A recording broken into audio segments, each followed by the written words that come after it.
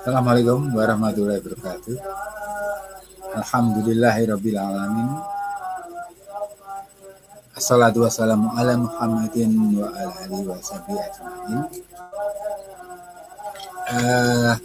Sahabat kanalku, kembali Samudra Sastra malam hari ini menyampaikan sebuah kisah sekilas tentang sastrawan wanita yang bernama Isma Savitri. Narasi tentang biografi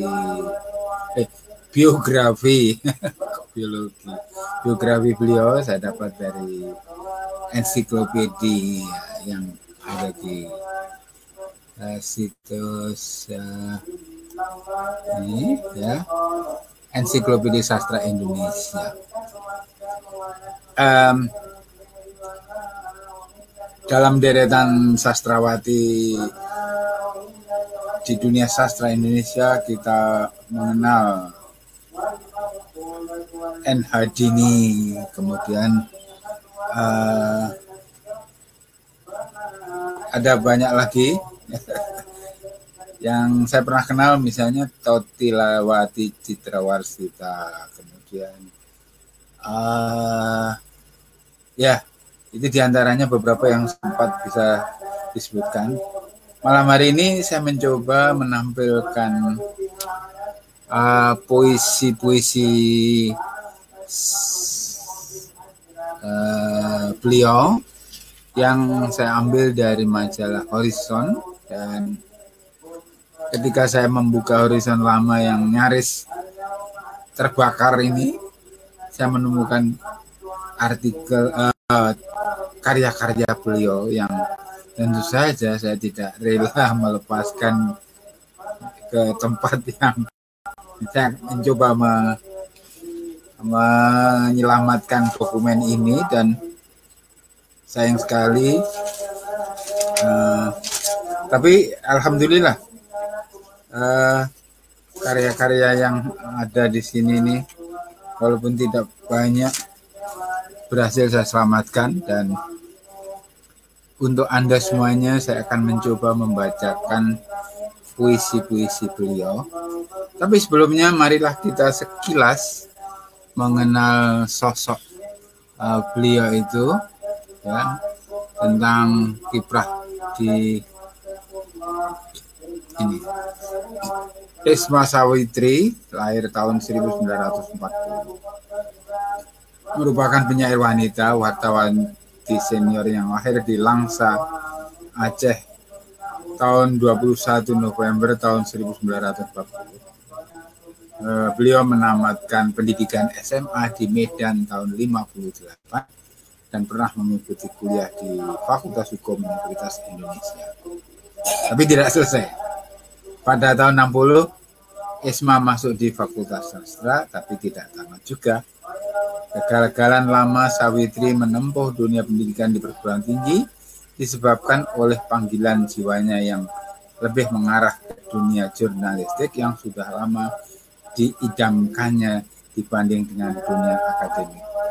Sebagai seorang wartawan, ia pernah dianggap sebagai pemburu berita yang ulung. Inilah sekilas tentang beliau, dan karya-karya beliau yang sebentar lagi saya bacakan, ya, banyak juga dimuat di Horizon, dan saya termasuk penggemar puisi-puisinya. Baik, saya akan bacakan puisi beliau, ya. Judulnya adalah Menara. Sendiri tiada angin lalu lalang di sini. Hening, steril, tertib dan rapi di sini. Di menara kekuasaan ini, para sahabat telah pergi satu-satu pergi, menghilang ke balik jeruji, menghilang ke dalam peti-peti mati. Sinarnya mencari suaka dalam gua-gua demokrasi. Di situ dari waktu ke waktu mereka mengasah pedang ambisi. Dari waktu ke waktu mereka membaca puisi.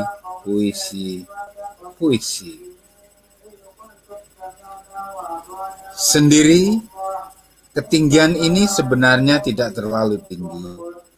Dari anjungan segala terlihat kapal-kapal, rudal-rudal, pesawat tempur, lampu disko, dan gardu jaga.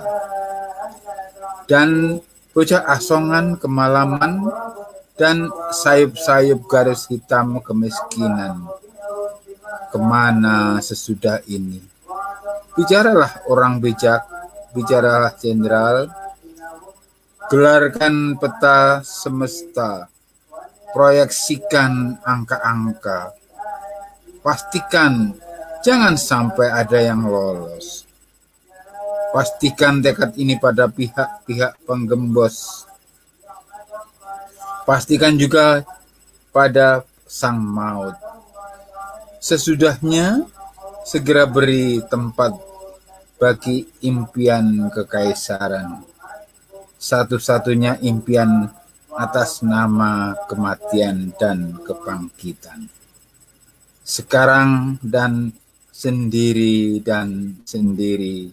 dengan maut bersenyum di satu sisi. Itu puisi yang kita semua tadi sudah menyimaknya, dan ada puisi lagi yang berjudul Rekayasa. Rekayasa. Pada saat ini satu kudeta berdarah barangkali tengah dirancang di Afrika.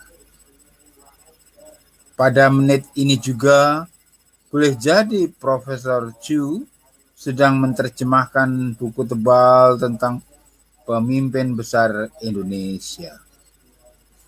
Pada minggu tengah hari yang melompong ini, mungkin sang jenderal lagi asik mengelap-elap senjata sambil merekayasa sebuah keajaiban baru di Jakarta. Pada detik-detik ini, buyung mereka berebut mendata miliknya atau yang sama sekali bukan miliknya. Pada keteduhan yang bergejolak kini seperti renungan tentang mati, tak terkatakan muskilnya. Oke.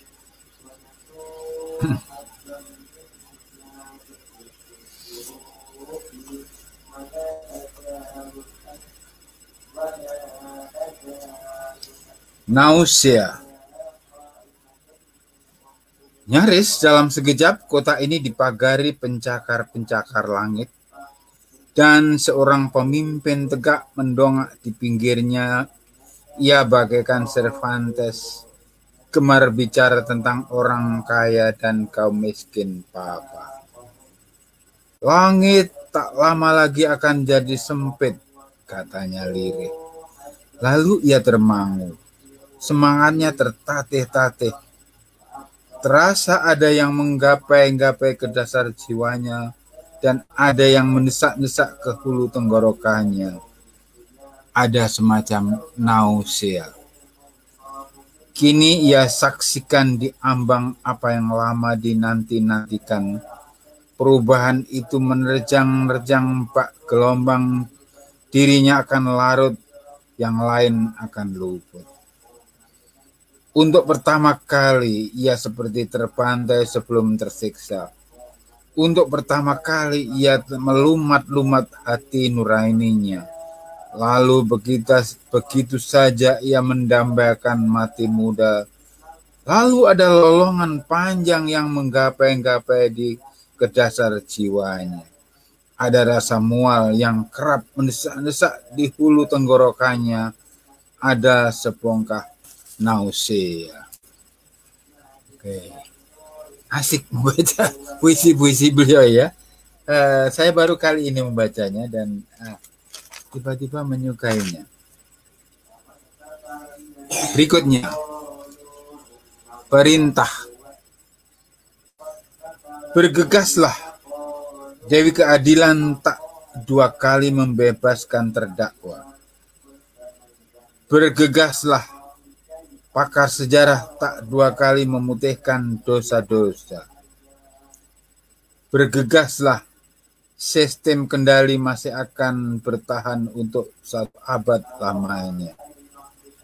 Bergegaslah, sendi-sendi tatanan belum akan rapuh seketika. Sikat dan bersicepatlah, sementara dunia teduh tentram, juta berjuta mata terpejam, mulut-mulut kecut terdiam dengan lengan lemah terpalang, akal sehat malas meregang, nurani terbius, roh terhumbalang. Jadi, bergegaslah, ini perintah. Keren. Ya, baik. Tampaknya kontekstual sekali puisi. Oke.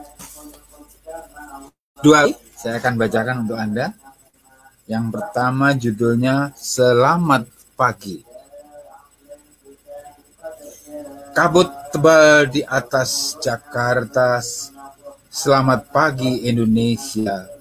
Selamat datang dewa keseharian bertopeng dan berpacu di awang-awang. Seraya menggumuli orang-orang, seraya meneteskan darah di aspal jalanan. Selamat pagi, selamat pagi. Abang telah mati pada suatu hari. Abang-abang telah menyingkir jauh sekali. Siapa peduli? Kabut polusi di atas Jakarta, celoteh radio tak habis-habisnya, sesekali bersaksi demi para ningrat dan ordo konglomerat, lain kali mengolok-olok iblis dan setan masa depan.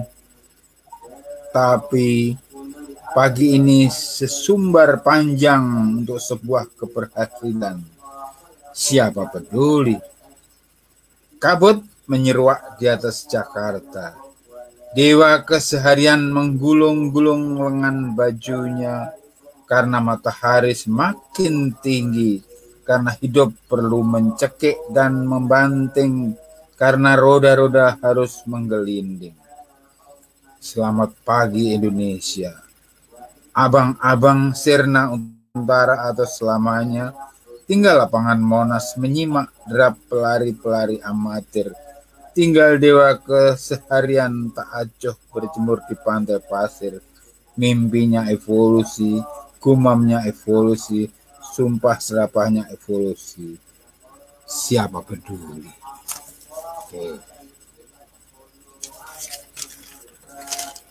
Puisi terakhir tentang percakapan tentang mati. Akankah kau datang di puncak siang yang naas, di antara roda-roda berat yang menggilas, menyeret dan membantingku sampai retas?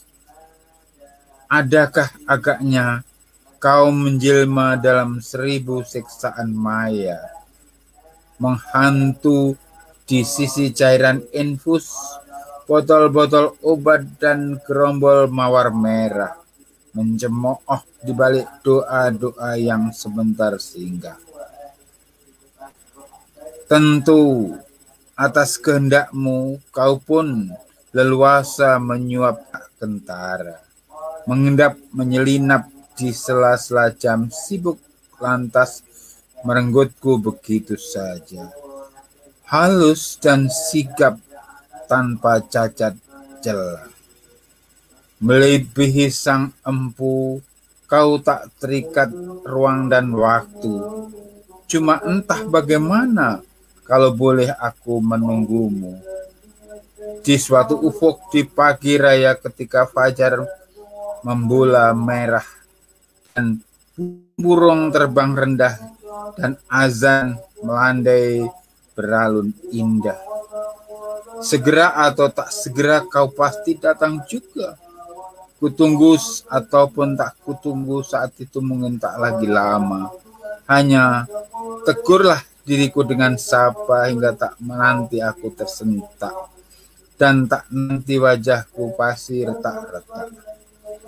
Akankah padaku dipinjamkan sekali saja merah fajar di atas hijau samudra, yang airnya ramah menyelisik jari kemari, yang burung-burungnya melintas riang sekali, yang mautnya menghampiri tidak terlalu dini dan tidak terlalu tinggi hati. Demikianlah sahabat-sahabat Kanal Kong, beberapa puisi telah saya bacakan untuk Anda, dan sekilas narasi tentang kehidupan Esma Sawitri, sang penyair wanita Indonesia yang tak pernah kita dengar sebelumnya, kecuali yang pernah membacanya. Assalamualaikum warahmatullahi wabarakatuh. Sampai ketemu pada sastrawan yang lain yang akan segera saya sajikan di ruang ini.